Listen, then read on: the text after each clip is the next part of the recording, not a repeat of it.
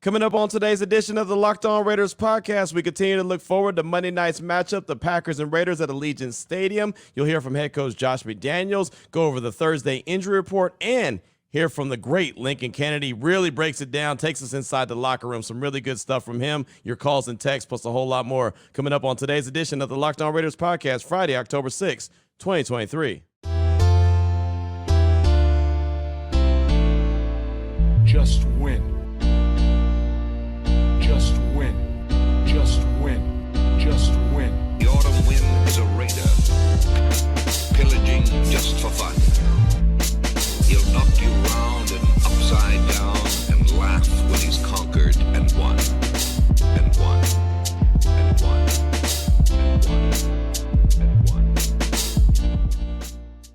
And welcome in, Raider Nation, to another edition of the Locked On Raiders podcast. Thank you so much for making the show your first listen of the day. Make sure you subscribe or follow for free on YouTube or wherever you get your podcast to get the latest edition of the show as soon as it becomes available. Of course, as always, if you're checking us out on YouTube, thank you. We definitely appreciate you. Over 9,000 subscriptions already on our Locked On Raider podcast YouTube page. Definitely appreciate you. Never would have thought that that would have been the case, but because of you, Raider Nation, that is the case. And obviously because of my man Ari, because if it wasn't for him, it wouldn't be up there. So he's doing a fantastic job. You can check him out on Twitter at Ari Produces. You can hit me up on Twitter as well at your boy Q254. And the Locked On Raider podcast voicemail line is 707-654-4693. We'll get your calls and texts coming up in segment number 3 of the show today. Segment number 2, normally on a Friday, it's ahead of the game time. We'd always talk about keys to victory. What do the Raiders have to do to come away with the victory? But since they don't play till Monday, we can actually hold off on that. We'll do that on Monday's show ahead of the game. So what we'll have today is Lincoln Kennedy, who joins my radio show each and every Tuesday and Thursday on Raider Nation Radio 920 Unnecessary Roughness. Really had some great knowledge that he dropped on Thursday. Really took us inside the locker room, talk about adjustments and a whole lot more. So we won't let you hear the whole conversation. It was probably 15 or 16 minutes, but there's a good 10-minute chunk that I want you to hear. That'll be coming up in segment number 2. Here in segment number 1, I'll give you the news and notes of the day as we head into the weekend. And before we do any of that, I want you to know today's edition of the Locked On Raiders podcast is brought to you by PrizePicks. It's the easiest and most exciting way to play daily fantasy sports. All you got to do is go to prizepicks.com/LockedOnNFL and use code all lowercase LockedOnNFL for a first deposit match up to $100. I'll tell you more about them later on in the show, but let's go ahead and go over the injury report for Thursday. Since the Raiders don't play till Monday, it's pushed back. Normally it's Wednesday, Thursday, Friday, and then we'll find out about who's in, who's out on Sunday, 90 minutes before kickoff. So everything is pushed back an extra day. So we get the Thursday report, we get Friday's report today, and then Saturday we'll get a report, and then we'll find out on Monday who's in and who's out. So on Thursday, for the Raiders, they only had 2 guys that did not participate, wide receiver Davante Adams and cornerback Nate Hobbs. Nate Hobbs is dealing with the ankle injury that he suffered late last week where he had to miss the Chargers game, wasn't available for that, and there's no update on him as far as his ankle goes, so that's something that could be, in my opinion, concerning for Monday night's game just because he's a guy that's a sure tackler. I know that he's not creating turnovers or any of that good stuff, but he's a very sure tackler, and what we saw from the Chargers game is what? A lot of missed tackles. So Nate Hobbs continued to monitor him. He did not participate on Thursday due to the ankle injury. And then wide receiver Davante Adams, he's got the shoulder injury that he suffered in the game against the Chargers. I have no doubt that Davante is going to play. Right? I mean, of course, you want to hear it. You want to see him progressing. You want, hopefully, on the injury report later on today, maybe he's limited. But if he just doesn't happen to practice all week, I still feel pretty good that Davante Adams can go out there and play at a high level. Monday is him playing against his former team, so I'm sure that that's going to be pretty cool for him as well. Nice experience. So I'm sure he'll be out there on Monday, but he did not participate in practice on Thursday. Also, for the Raiders, a couple guys were limited, 5 to be exact. Jacorian Bennett dealing with a hamstring injury and a shoulder injury. Max Crosby, knee injury. Malcolm Kuntz with a groin injury. David Long Jr. with the ankle injury. And Jimmy Garoppolo still coming back from the concussion. Coach McDaniels told us on Thursday that he's in the final stages of it. He did practice in a limited capacity, so he's trending in the right direction to be under center come Monday for Monday Night Football. Jacorian Bennett, he had his snaps reduced on Sunday against the Chargers, and that's why. As Josh McDaniels told us on Thursday, he's dealing with some things.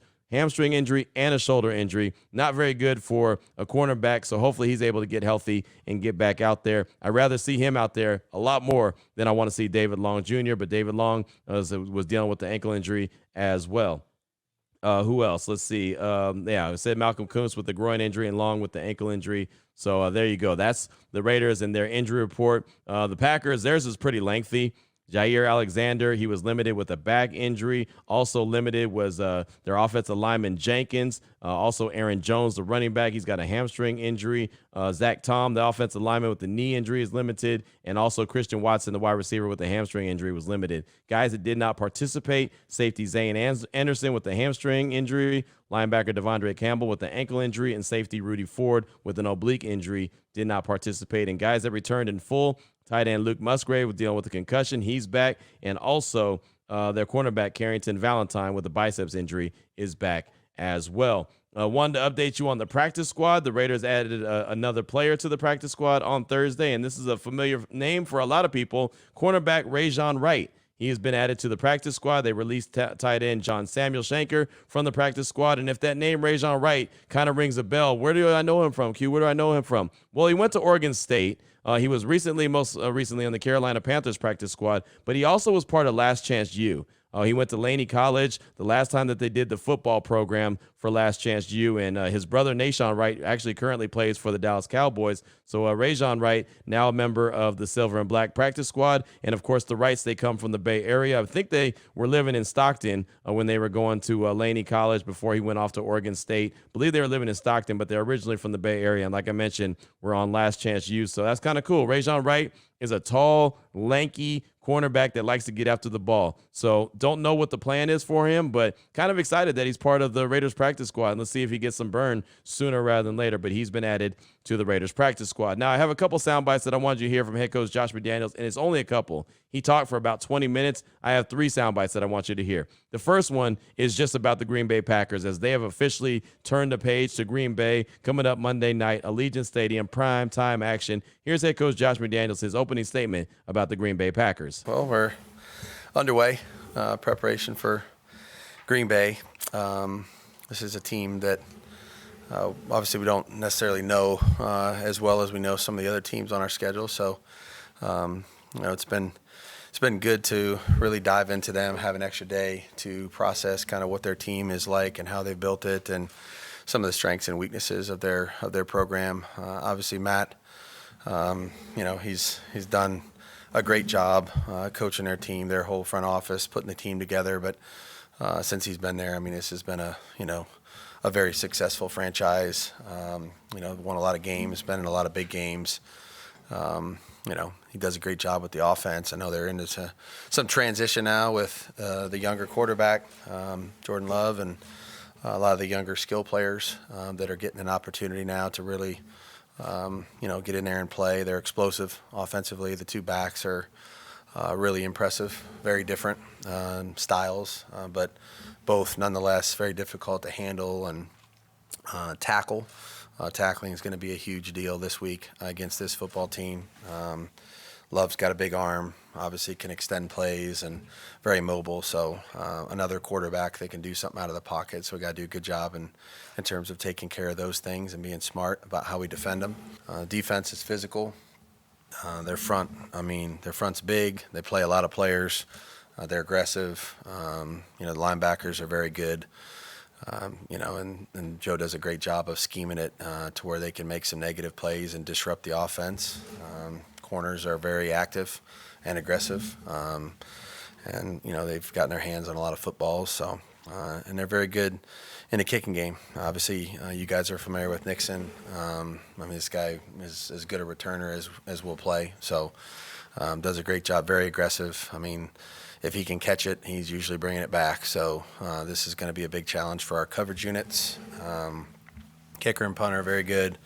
Obviously, Rich does a tremendous job with their kicking units, and he always has his entire career. So that'll be a big challenge too. And situationally, this is one of the top teams in the league and has been for a long time. So third down, red zone, short yardage, 2-minute, all those situations. They're very well coached. They got a really good plan, and they challenge you in a lot of ways. So I'm excited to get out on the practice field. get started on. So there you go. Just a real lengthy breakdown right there from head coach Josh McDaniels on the Green Bay Packers. And the final two sound bites I want you to hear are questions that I asked Coach McDaniels on Thursday myself. We'll get a chance to talk to him again on Saturday. But the first one is on Jordan Love. And he has an ability to take some deep shots. And he has so far this year. Matter of fact, I have my notes right here. I want to make sure I get this stat right. Let me see if I have it. Hold on. Hold on. This is on the fly. I know I have. Here it is right here. Jordan Love has completed 9 passes of 30 or more yards this season, which is tied for the most in the NFL with Kirk Cousins. The Packers had 16 such plays in 2022, which was tied for 20th. So think about that. 9 deep shots through the first 4 games of the season, where they only had 16 completions in 2022. They've already got 9 just so far in 4 games. So I asked Coach McDaniels about the ability for Jordan Love to take the deep shot and how much pressure and how much that's going to really stress out the Raiders secondary on the back end in particular, trying to defend that. You mentioned his big arm. How big of a test is that going to be for the back end, especially because they've connected on a lot of deep shots this year? They have, and they've gotten a lot of defensive pass interference penalties as well. So, I mean, it's like one way or the other, they're gaining 50 yards, So, we've talked about it. We know it's going to be part of the game. They definitely will test the deep part of the field. You got to be disciplined. And even if you're down there on him, the ball may be coming anyway, and he's already shown, the ability to drop it in there, even if the coverage is tight, give his man an opportunity to touch the football and make a play. So got a lot of guys that can run too. This is a fast team, and they use them the right way and try to get them down the field. And we're going to have to be disciplined, and we're going to have to defend the ball when it's thrown, even if we're back there. So there you go. You heard my question. You heard the answer from head coach Josh McDaniels on Jordan Love and his ability to take the deep shot. And he pointed out the fact that, not only do they complete the deep ball, but they also get a lot of pass interference calls. So it's still like a 50-yard gain. That's something I think is going to be a huge key to this game come Monday. And, of course, we'll do keys to victory on Monday. Got to protect the deep ball and can't have those pass interference penalties. Just cannot do it. If they do those, it's going to be a long day at the office for the Silver and Black. And the final soundbite I want you to hear from head coach Josh McDaniels is something we talked about quite a bit here on the show this week, and that's the struggles that the Raiders have had in the second and third quarter. They've only scored 9 points so far in 8 quarters, right? The second and third quarter, no touchdowns yet. So I asked him, and you'll hear the question, first quarter, fourth quarter. The struggle comes in the second and third quarter. What seems to be the reason for that? Here's that question and answer from head coach Josh McDaniels. About 4-quarter games, it seems like the first and the fourth quarter has been successful. The second and third have been the struggle. Where's that come from? Yeah, if there was one answer, I would, but I think it's, you're ready to go early and try to start the right way, but also then, maintain that consistency in terms of our overall execution. I really do believe taking care of the ball is really, an important factor to just our overall team playing up to its potential. I don't think we haven't had a game like that, and that's our responsibility is, let's go out there and play a turnover-free game. What does that look like? We don't know what it looks like yet. So will we play better in the second and third quarter if we don't turn the ball over, if we don't, give them extra possessions? I would imagine we would, and that's what our hope and goal is we go out there and try to play a complementary game where each phase, helps put the other phase in a good position, to go out there and do its job the right way and keep competing. So, again, until we do that, it's hard to say, let's make 17 different changes because we really haven't played the game that way. And that's what we need to, and that's our job. That's my job. So there you go.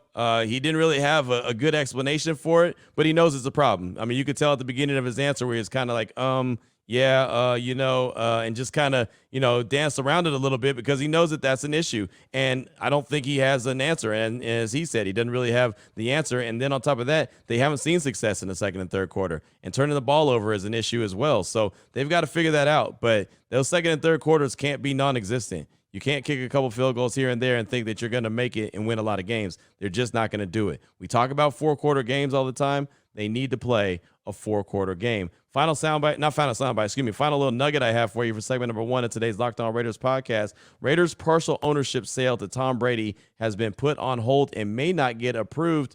This came down from the New York Post. The NFL's approval process for Tom Brady's proposed purchase of a minority ownership stake in the Raiders has reached a stop per the Post. This is in part due to reservations regarding the 70% price reduction owner Mark Davis has given Brady, and the deal is not likely to be approved by the league and their owners. That, to me, is pretty interesting. 70% price reduction. I know that Tom Brady just was approved the other day for a partial ownership stake in the Las Vegas Aces, the WNBA team that Mark Davis owns as well. So I don't know if that's why he reduced the price of the Raiders, because he wants both. I don't know. It's interesting that he would reduce it 70%.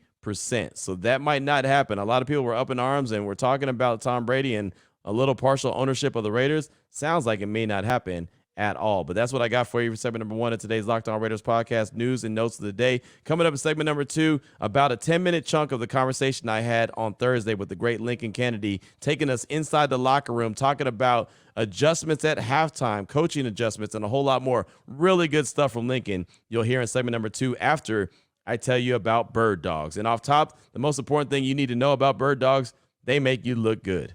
Who doesn't want to look good? We all want to look good, right? Bird Dog stretch khaki shorts are designed to fit slimmer through the thigh and leg, giving you a truly sculpted look. I'm a big Nike dry fit golf pant type guy, and they're a little stretchy. They have the dry fit, so you're not sweaty. They're like the most comfortable type pants. Well, Bird Dogs has basically their version of it as well, right? They're also kind of like Lululemon. They just fit way better. So they have the shorts, they have pants, they have golf pants, they have stuff for every occasion. If you're hanging out by the pool, you want to go swimming, you're lounging, chilling, working out, whatever the case may be, maybe you're going on date night. They just have very, very comfortable gear. You need to check it out at birddogs.com and see what's best fitting for you. But the shorts, the pants, they just fit really good. They're comfortable, and that's really all that matters. And like I said, they have that kind of dry fit type of feel to them. So, you get a little sweaty, you don't have to worry about it. Right now, go to birddogs.com/lockedon and Locked On NFL, as a matter of fact. That's the promo code Locked On NFL at checkout for a free Bird Dogs water bottle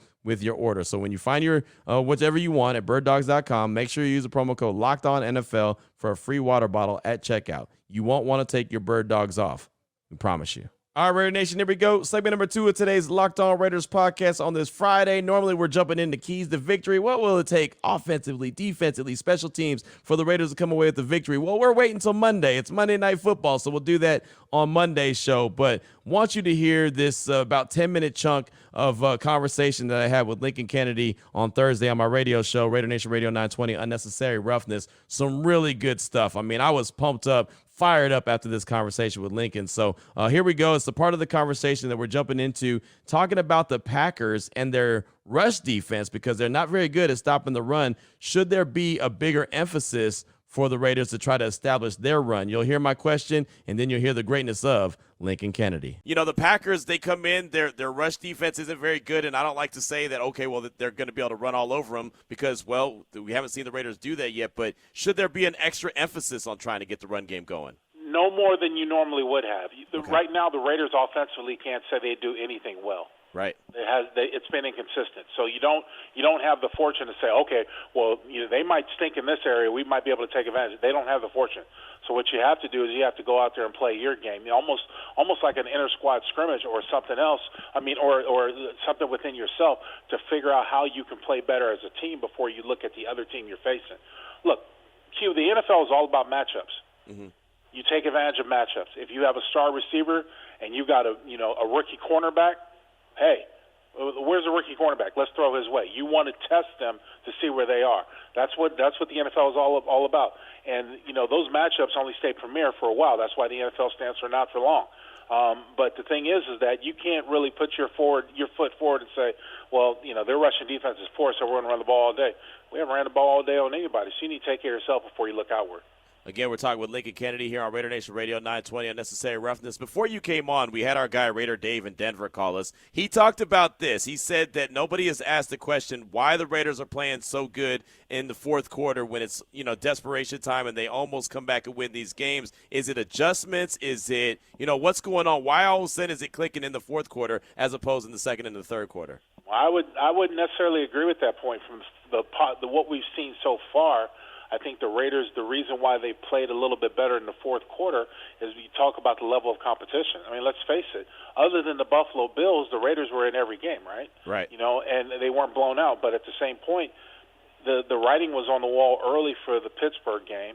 You barely escaped the Denver game. You had your chances against the Chargers, just came up short. You can't lose the turnover battle. That's why you have to play near perfect football. Yeah. So it's not. I don't believe in moral victories. Mm-hmm. So I don't break down games and say, well, they played the first quarter right, but then the second quarter, no. Yeah. The game is all about adjustments. Adjustments should happen throughout the game, not just the beginning game or halftime. You can make bigger adjustments when you have the time you have the team's attention, but the adjustments have to be made throughout the game, and it's up to the coaching staff, more importantly, when you're looking down or seeing something from the sideline, to say something, because you don't hire 20-something coaches and no one knows what the hell's going on. You know what I mean? Yeah. Take us inside the locker room real quick, Lincoln. What kind of adjustments actually happen at halftime? Like, how major of adjustments can they make? Well, depending on the coach and depending on how intuitive they are, I've had coaches that come in and say, okay, they're playing this front, so this is what we want to do, when they see how the game plan has come down. And then if they go back to, what you originally prepared for, you have it within your arsenal to be able to call those plays. But you're adjusting to what you've seen, and then you're going to see how they do things, following up after you make your adjustments or whatever your adjustments are. Right. So when we hear all the time, and, people like me and anyone else, Vinny or whoever is on the radio talking about it, I don't see the adjustments. Do you see adjustments when you're watching from the bird's eye view up top? It depends on the game. I mean, like, for example, I can go back to last year and say, without a doubt, I saw little or no adjustments in the Saints game and little or no adjustments in the Jacksonville game. Okay. Yep. Those are games that stick out of my mind right now, okay? I don't have all my notes in front of me. Right. But I've also seen it, during the game. I might mention it during the broadcast. There's no adjustment there. The thing is that if you have, for example, if you have a rookie corner, Bennett, and you know that the team needs a big play, much like it happened against the Rams last year, you don't put a corner without a safety help over the top and have him play press. Right, that if makes he sense. gets beat off the line, like Bennett was against Palmer, even when he tries to hold him, and you can make the comment that Palmer got away with a little bit of a push-off if you want to, that's fine. But Bennett had his hand or his forearm between his elbow and his own forearm. He was holding him. Yeah. It wasn't called. Right. Offensive pass interference wasn't called. My point is that you don't put a corner in that type of coverage without a safety over top, knowing that the team is probably going to try to take a chance to get a first down and ice the game with a capable quarterback. Does that make sense? Yeah, no, it does. I love this. I love this conversation. So with all that being said, I guess the million-dollar question would be, why aren't the adjustments being made? Again, that's the million-dollar question. Yeah. and I ain't got $1 million. If I had that money, I'd be playing the lotto right now for that billion, that $2 billion. You know what I mean? Trying to keep my odds. I really don't know because I'm not in the locker room. So I've only had the chance to talk with, Patrick Graham and Coach McDaniels and, and when we had our production meeting breakdowns, those types of things, to get in their mind. I don't know what's going on. I'd hate to sit there and comment and speculate. Right. I just know it hasn't translated to the players. No, it hasn't. So coaches coach, players play. Yeah. You see what I'm saying? Yeah, you say that all the time, and I always quote that. I said, as Lincoln always tells me, coaches coach and players play. That's right. So you can be the best coach in the world. If you don't have the wherewithal to coach the players that you have or know your players well enough to know what their strengths and their minuses are, their weaknesses are, then you're not really coaching.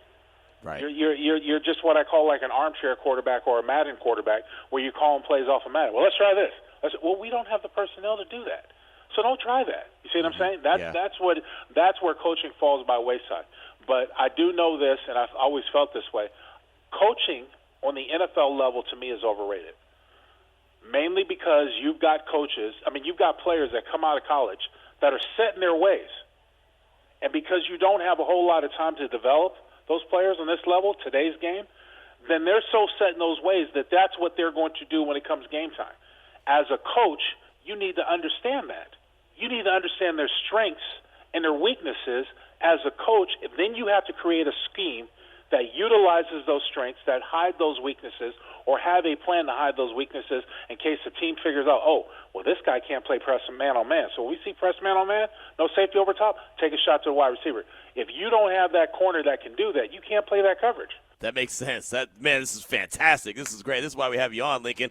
This is great. This is deep dive, and I love it. Lincoln Kennedy is our guest here on Unnecessary Roughness, Raider Nation Radio 920. So the Packers, who are coming to town, Jordan Love, he's got 4 games under his belt as the full-time starter, no doubt about it. What are you seeing from him? What kind of challenges do you think he presents for the Raiders? Well, he's a quarterback who's sort of coming into his own, understanding his strengths. I've seen a couple games where he was afraid to pull the trigger, and then the rush just kind of got to him. I do know they have some offensive line issues, but I can't really hang my hat on the fact where, Max Crosby and collectively the rest of these Raiders are going to be able to create a bunch of sacks, as we haven't seen it enough on a consistent basis. But I do think this team has a chance to get to him and maybe harass him a little bit like the Saints did. Now, the thing is that when you look at that Saints game, the way the defense was playing for the Saints in the first 3 quarters fell apart in the fourth quarter. Why? Because they made adjustments, and on the other side, the Saints couldn't get anything moving on offense with Jameis Winston. I don't know if we have that issue with our quarterback. I expect Jimmy G to be back there. But the only way we're really going to put pressure on opposing offenses is to up that score. Yeah. I think the defense is capable of holding teams under 30. For the most part, I'm talking about the Buffalo Bills. I'm talking about other teams, right? Because the Buffalo Bills, to me, are one of the hierarchies of the AFC. But I do feel that if this team can get some turnovers, get some sacks, and slow down opposing offenses, conversely, and the offense puts up 7s rather than 3, it can be a great defense for you to have a good offense. How much stress is Jordan Love and the fact that the Packers try to throw the ball down the field a lot, and they connect on some, but then they also get a lot of pass interference called? How much stress is that going to put on the Raiders' defense? Well, I mean, most quarterbacks who are playing today's game know that it's an offensive game, knowing that if you throw a ball up and behind a receiver, there might be a good chance that you get a pass interference call or you're able to bail yourself out.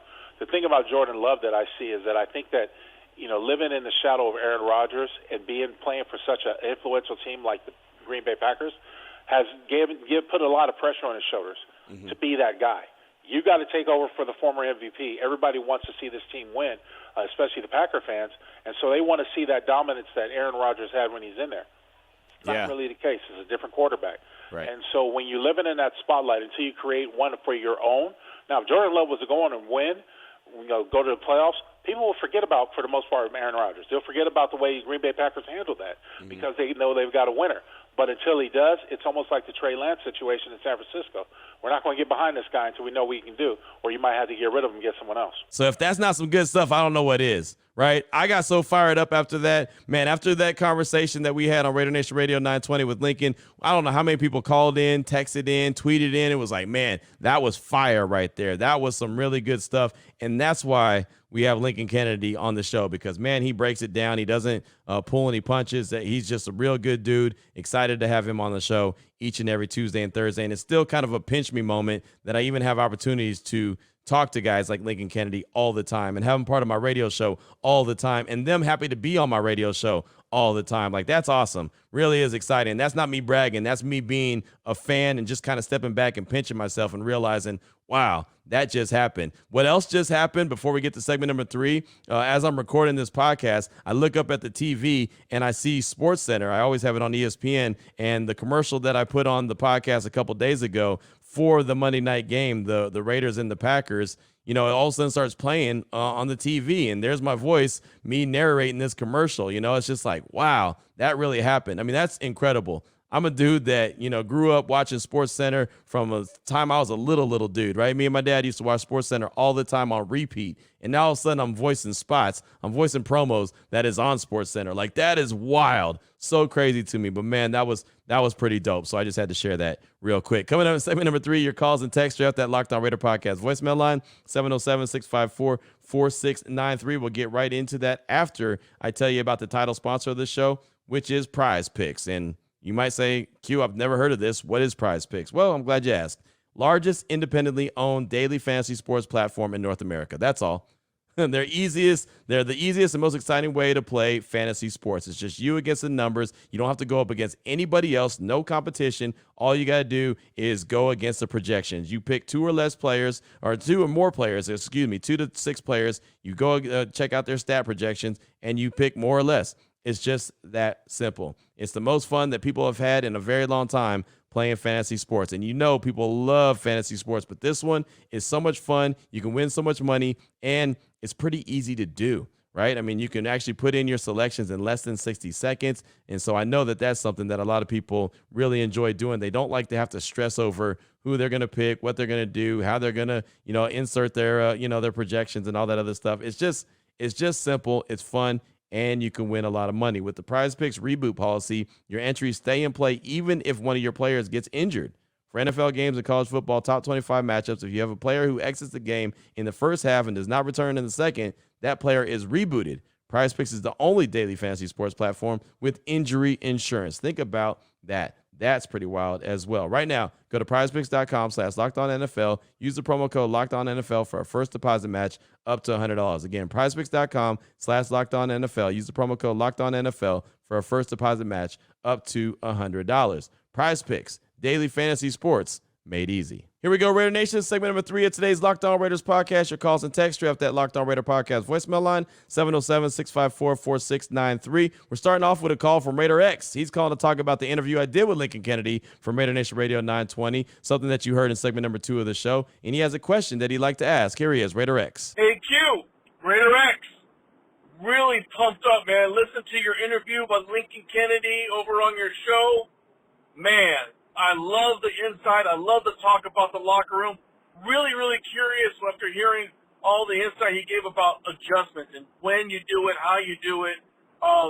Question I have, maybe you can pose this question on one of your media's, hearings with the coaches, is that how often, asking Coach McDaniels, how often, or Coach Graham, how often do they make changes in schemes or, the fronts or the defensive, positioning? How often and to what degree, and maybe how do they go about it?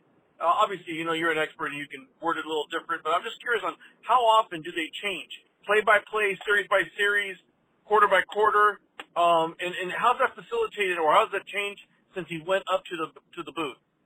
Especially for if Lombardi does it up there or Graham does it. Raider X out. Thank you. X, thank you for the call. It's always good to hear from you, my man. And the thing that, we're told about head coach Josh McDaniels is that he can make adjustments on the fly, right? That was one of the big selling points on him getting the job as the Raiders head coach. He was really good at that, switching things up, taking advantage of the other team's weaknesses. Whatever the defense is showing, he can adjust to it, right? So probably so far through 21 games, I'd have to say I don't think I'm going out there on a limb that Raider Nation hasn't seen it. Right. And Raider Nation is wondering where the hell it's at. Right. And that's why I asked some of the questions that I asked at Lincoln on that interview. And that's why I put it on the show here, because I know that was stuff that I think people really wanted to see. This, as far as, the question to Coach, we talked to him on Saturday. So it's an opportunity. Maybe I can ask him about adjustments and, kind of what his policy is or how he goes about it. Again, not asking him to give me the tricks of the trade, because he'll never do that. But I'm sure there's a roundabout way that I could ask him about adjustments. I'll try to get that in on Saturday, and if it's a really good answer, I'll bring it to the show on Monday, and before the Raiders play the Packers. But thanks for the call, my man. I do appreciate you. Up next is a text from JV Raider. This is a long text. I'll just go ahead and throw it out there right now. I try to get as many calls and texts on there as possible, but this one is a very lengthy text, but I don't want JV Raider to think that I'm not trying to get his text on. So here we go. What's up, Q? JV Raider from Georgia. My last few texts were long, and maybe that's why they haven't made it to the show, so I'll try to keep this one short. I just have what I believe to be legitimate reasons why Josh McDaniels should be fired. I'll lay out for you what we're not doing well through 4 weeks. And remember, he said he's going to make this one short. Let me tell you, there's 11 points on this text. 1, running the ball. We're dead last in the league, Q. Need I say more? 2, throwing the ball. I'll just say that we haven't spread the ball at all. We have a $16 million receiver and a second-round tight end that have barely touched the ball. Talking about Hunter Renfrow and Michael Mayer. 3, protecting the ball. Jimmy G is currently tied with Daniel Jones for the most interceptions in the league. And after Thursday Night Football, when the Commanders lost to Chicago, Sam Howell also has 6 interceptions, so he's tied as well. 4, getting takeaways. 1 interception and 0 forced fumbles through 4 weeks. Just wow. I'll stop there. The Raiders created turnovers. They just didn't complete the job. The first, 2 weeks, the Raiders had fumbles that or one fumble and one interception that were called back on penalties. That has nothing to do with the coach. That has to do with the players and penalties. Then Marcus Peters puts an interception on the ground that would have been a pick 6. Nothing to do with the coach. That has to do with Marcus Peters. And, oh, by the way, week 4 against the Chargers, Marcus Peters put one on the ground as well in the end zone. So they're there. They're in position to make those plays defensively, led by Patrick Graham. So I'm just going to go ahead and throw that out there as well. 5, tackling. We preached so hard in the offseason to go for the ball that our defense clearly prioritizes that over simply tackling. 6, playing clean football. Mistakes and penalties have been our biggest downfall thus far. 7, pressure on the quarterback. Aside from Max, we have nobody on our D-line. Kuntz is showing upside, but we still don't get enough pressure on quarterbacks. That Buffalo game was embarrassing. 8, coaching. McDaniels has had some serious questionable decisions through 4 weeks that even NFL analysts are scratching their heads about. We are undisciplined, and that falls on coaching, period. Last but not least, and this is number 9, and it's not last, doesn't necessarily point to McDaniels, but drafting. Out of our entire draft class, Bennett is the only one decent rookie we have, and he's not very good. Devin Witherspoon and Jalen Carter have both made game-changing plays. Tyree Wilson, not so much. We haven't drafted well, Q, and I'd love to hear if you disagree. Those are all the things we're not doing well. My question to you, Q, and all Raider Nation, is there anything you can say that we're doing well? Special teams, maybe, but let's be real. Why does McDaniels deserve to keep his job? We're going backwards, Raider Nation. JV Raider out. Thank you for that text. Again, like I mentioned, very, very lengthy. Could have been a segment in itself. Let's go backwards. As far as the drafting goes, I mean, that's on Dave Ziegler. They're going and getting the guys that they feel like fit their system. Bennett has done okay, but he's got a long way to go. Devin Witherspoon was drafted before the Raiders ever had a chance to draft. He got picked number 5 overall by Seattle. He was actually the guy that I kept pounding the table for, and a lot of people said, no, you build from the inside out. Jalen Carter, we all know the situation there. I don't have to go deep into that. But what I will say is, now that we know about Chandler Jones, could you imagine if the Raiders didn't draft somebody on the defensive line like Tyree Wilson? Then really, where would they be? Tyree Wilson was always drafted as a guy that was going to take time to come along. He was going to be a project because they had the comfort to know that Chandler Jones was there and he was going to be that guy. Tyree Wilson was drafted to eventually take Chandler Jones' spot. Obviously, that got fast-tracked with all the situations going on with Chandler. 8, coaching. McDaniels has some serious questionable decisions. Absolutely right.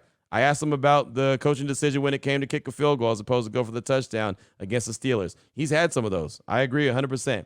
Pressure on the quarterback, that's been a long time. That's not just exclusive to Coach McDaniels. That's been a long time, and that's the defensive side of things, right? Max Crosby has stepped up and done his thing, but just like everything we said about the draft class and Chandler Jones not being there and nobody being able to compliment Max, that's been a while.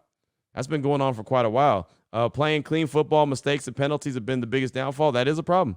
That is a big problem. That can't happen, but it is. Tackling, again, that's on the defense. That's on the players. Like Lincoln Kennedy tells me all the time, coaches coach, players play. Tackling. Yes, there's been an emphasis on go get the ball, but that doesn't mean you got to lose your fundamentals. You got to be able to tackle, right? Protecting the ball, that's on Jimmy G.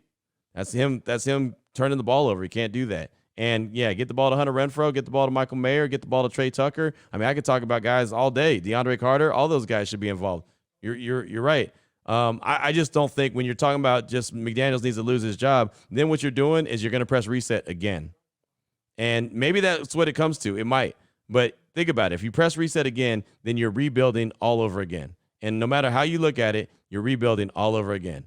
Yes, there's some parts there, but what if all of a sudden, okay, this quarterback is not who we want. Oh, this player is not who we want. This is not the scheme we want to run. This is not the, it just seems like there's just too much if they were to press the reset button already, and I don't think that they will. I personally think that Mark Davis, unless this team just implodes and it goes to hell real quick, I think that they're going to get at least next year.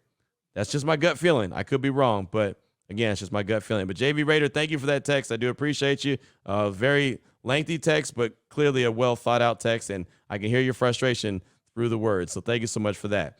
One more call. That's all we got time for. Miller Raider in Idaho. He's calling to talk about being on vacation and what he's going to do with that vacation. Here he is, Miller Raider, calling out of Idaho. What up, Q? This is Miller Raider from Idaho, and just got off work, and right now I'm on vacation. And guess what I'm going to do? I'm going to fly down to Vegas this week to see my first Raider game live. It's going to be awesome.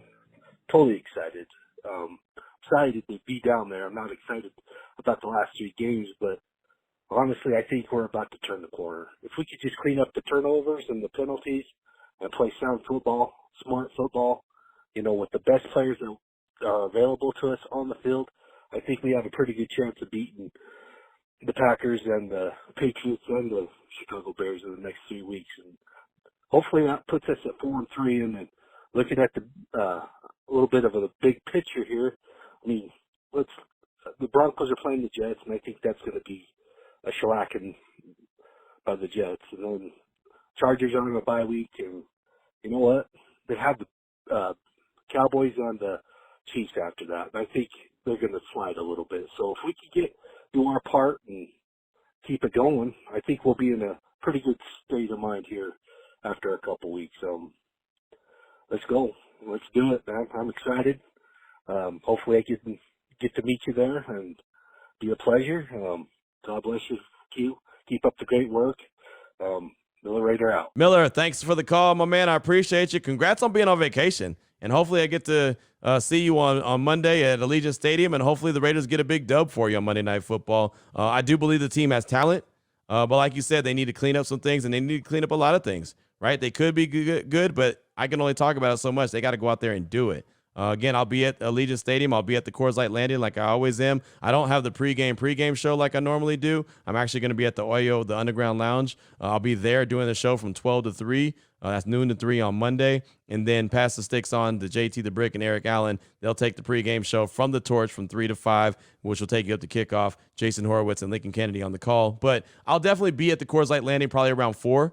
I'll just be walking around and go up there and talk to EA and JT for a little while before kickoff. So if you're out there, man, if you're at the Coors Light Landing, definitely say what's up. I'd love to meet you, shake your hand, and like I said, say what's up. So, Miller, thanks so much for that call. I do appreciate you. Actually, I got time for one more text. Why not? A text from Unreliable Narrator. Here he goes. Q, love hearing the stories about dads and raising their kids the right way, raised being Raider fans. I, too, attempted this. However, unlike the other lucky dads, it turned on me. My youngest loves the Saints. That hurts, but the worst is yet to come. My oldest, my guy, loves the Chiefs. This hurts my silver and black heart. Been a fan since 79. It's too bad I love these guys so much I could easily have sold them on the black market. Just kidding, sort of. Keep those calls and texts about dads and their kids coming, as they do warm my heart, my cold, dead heart. Go Raiders from Unreliable Narrator. And thanks for the text, my man. And I definitely wanted to include that just because I got a good laugh at it. And I used to tell my boys that all the time, Kimani and Keon. I was like, hey, look, you ain't got no options, dudes, right? You're either Raiders or you're not, right? I'm still young enough to have another one.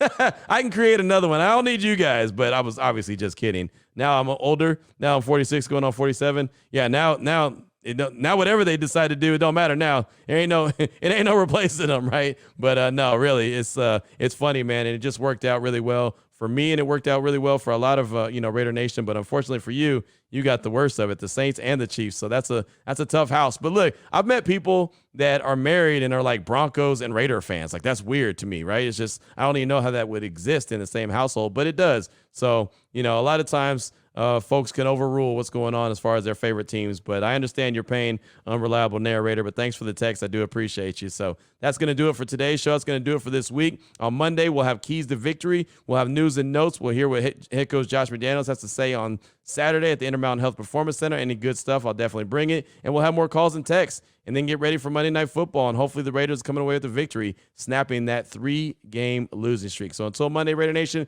take care of yourself, take care of your family, enjoy your weekend. Until then, as always, just win, baby.